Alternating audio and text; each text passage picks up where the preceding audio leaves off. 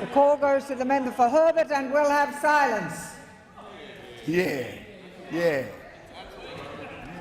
My question, Madam Speaker, is to the Minister for Foreign Affairs.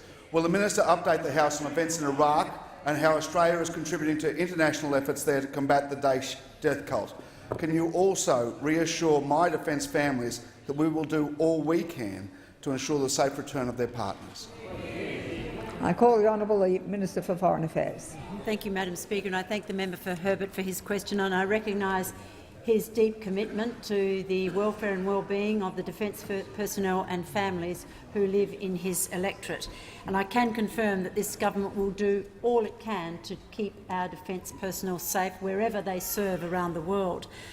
Madam Speaker, the brutal and inhumane execution of hostages by Daesh in Iraq and Syria, the terrorist raids in Sydney yesterday, demonstrate yet again that the international community must do everything it can to combat Daesh or ISIL. Terrorism is a global threat and it demands a global response. I've been briefed on the latest situation in Iraq today by the Iraqi Foreign Minister, Dr. Ibrahim al-Jafari, who is visiting Canberra. It is clear that progress is being made, but there is still some way to go in order to reclaim the territory that Daesh has taken as part of its declaration of a caliphate, and more must be done to defeat Daesh, but defeat it we will. Minister al-Jafari has confirmed that Daesh's momentum has been halted in recent months. In some places it has been forced to retreat. Indeed, General Allen, who is the Special Envoy for the International Coalition to Combat ISIL, has confirmed that the Mosul Dam has been taken back. Access to the Rabia crossing into Syria, which Daesh relied upon, has been denied to them, and the siege of the town of Amelie in northern Iraq has been broken. Coalition airstrikes have taken out many Daesh targets, and this is placing significant pressure on the terrorists. The Australian Air Task Group, with the grateful consent of the Iraqi government, has made a significant contribution to the international coalition's efforts to disrupt and degrade Daesh.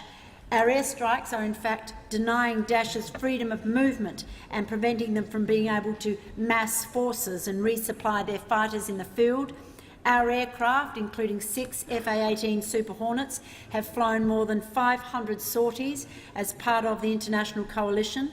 About 200 of our special forces are training and assisting Iraqi military forces to take up the fight to Daesh on the ground. I pay tribute to the courage and commitment of our military personnel. In fact, Dr al-Jafari also spoke in glowing terms of the contribution that Australian personnel are making in Iraq. Daesh has, with the assistance of foreign terrorist fighters, including from Australia, inflicted pain and suffering on the people of Iraq. The humanitarian cost has been significant. 2 million people internally displaced in Iraq alone.